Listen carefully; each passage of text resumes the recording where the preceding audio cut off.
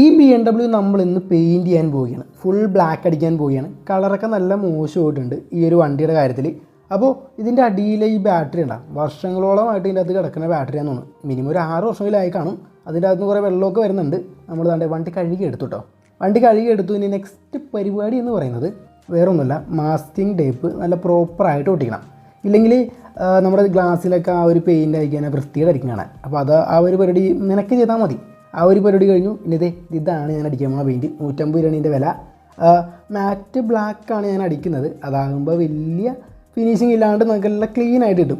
അത് സംഗതി എന്ന് വെച്ചാൽ ഗ്ലോസ് അടിക്കുന്നതിനെക്കാട്ടും നമുക്ക് എളുപ്പം മാറ്റ് ബ്ലാക്ക് അടിക്കാനാണ്. അപ്പോൾ വണ്ടിയുടെ പെയിൻറ്റിങ് എല്ലാം കഴിഞ്ഞ് മാസ്കിങ് എല്ലാം ഊരിക്കളഞ്ഞു. അവസാനത്തെ ആ ഒരു ലുക്ക് നോക്കി എങ്ങനെയുണ്ട് ഈ വണ്ടി കാണാൻ. അത്യാവശ്യം മെനയായിട്ടുണ്ടെന്നാണ് ഞാൻ വിചാരിക്കുന്നത്. എങ്കിലും കുറേ പ്രശ്നങ്ങൾ അവിടെ ഉണ്ട്. അപ്പോൾ ഇതിൻ്റെ കംപ്ലീറ്റ് വീഡിയോ നമ്മുടെ ചാനലുണ്ട്.